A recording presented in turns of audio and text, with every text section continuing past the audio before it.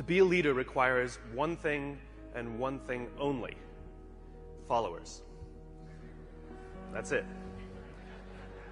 It has nothing to do with rank or title. It has to do with whether others are going to choose, that they volunteer, raise their hands and volunteer to go in the direction that you set.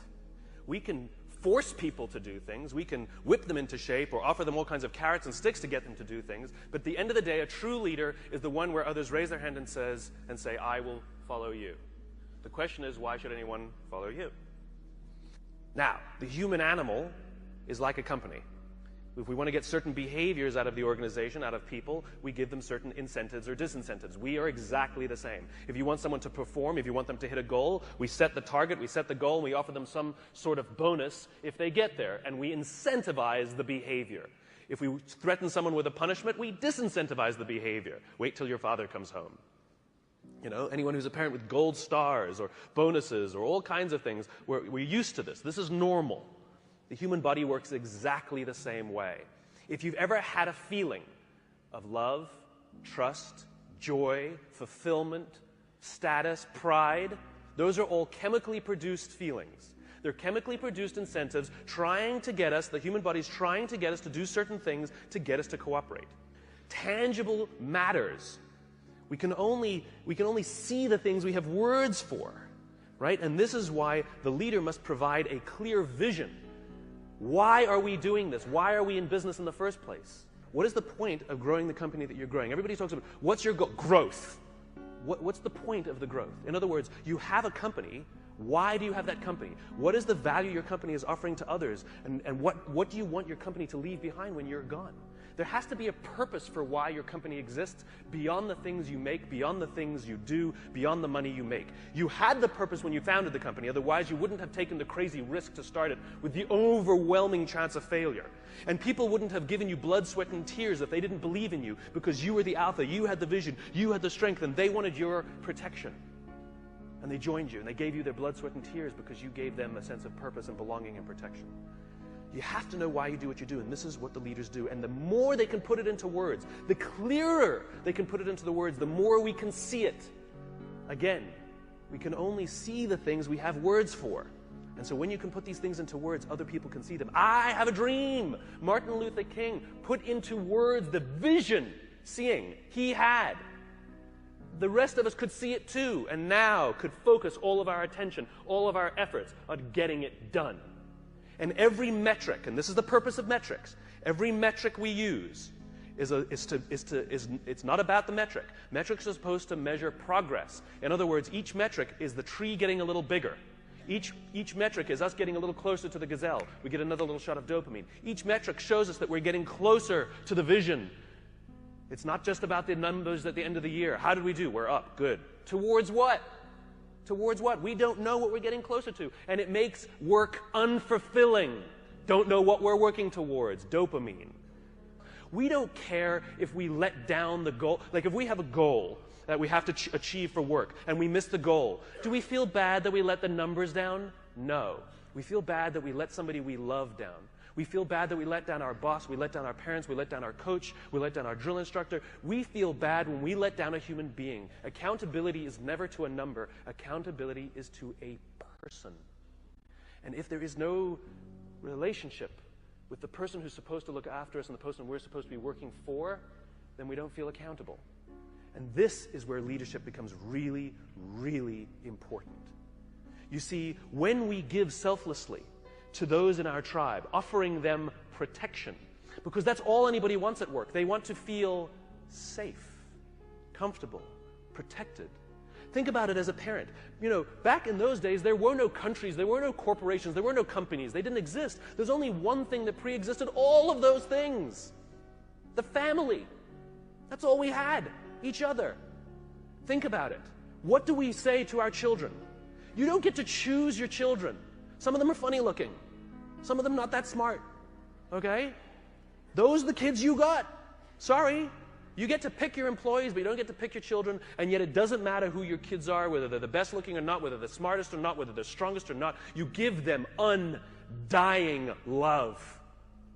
And you don't point out their weaknesses if you're a good parent. You point out their strengths if you're a good parent. You encourage them to do the things that they're good at.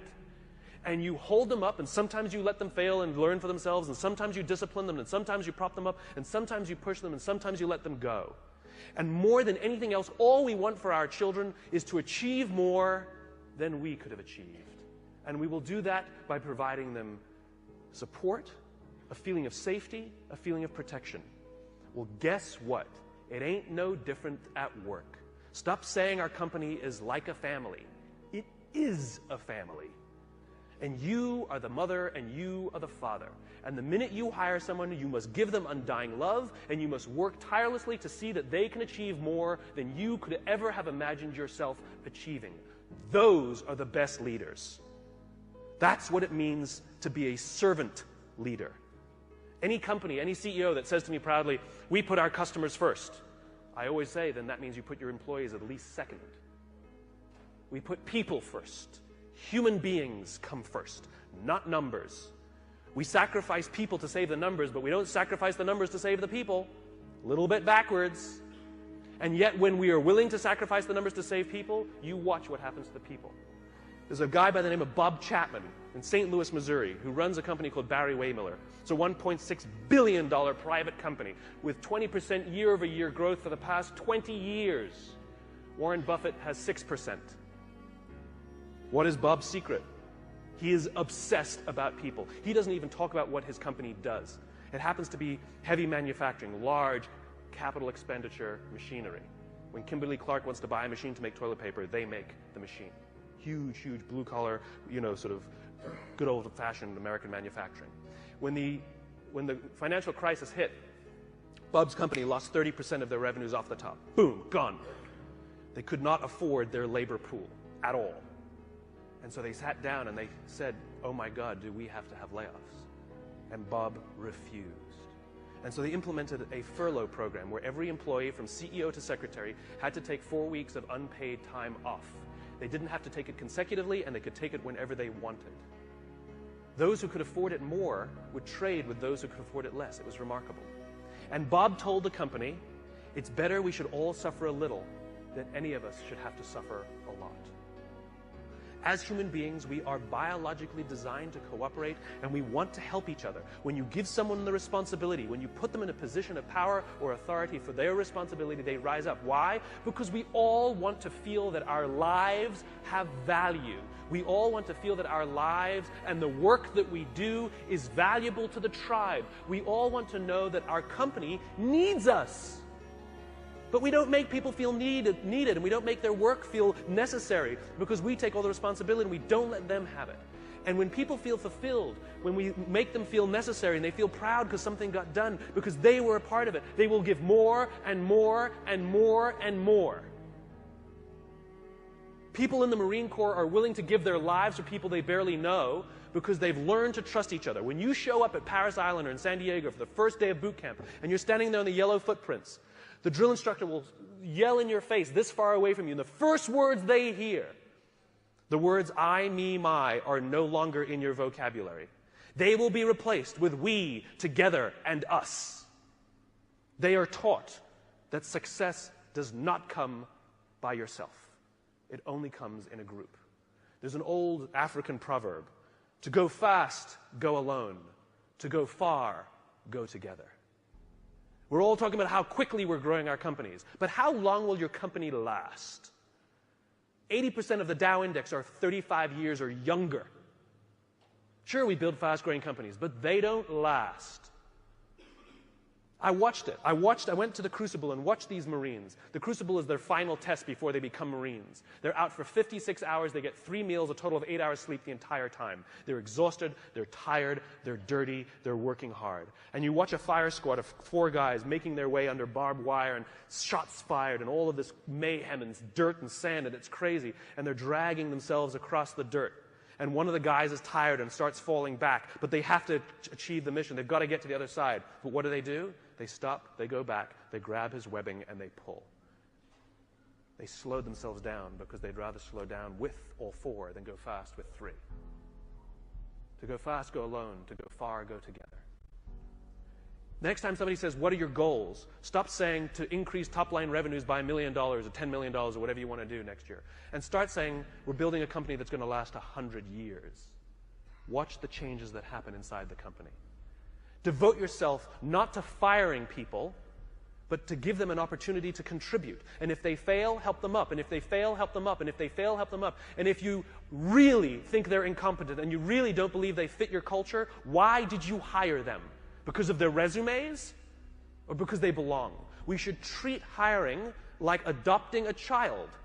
We don't adopt children by saying, well, I'd like a blonde-haired, blue-eyed kid, yay high, and I want to make sure that they've done well in preschool before I take them. Well, that's how we hire people. I'm looking for somebody with experience in our industry, with at least 5 years, with this kind of, oh, you meet it, we'll take you. No, that's not what we do. When we adopt a child, we're going to give them the keys to our house, we'll let them run around by themselves, maybe even give them responsibility over our other children. It's a slow decision. We want to get to know the kid. We want to spend a little time with the kid. See if they would fit in our family, if our other kids would get along with them. Hiring is exactly the same. You cannot judge the quality of a company by the good times. We cannot judge the quality of a crew when the seas are calm. We judge the quality of a crew when the seas are rough.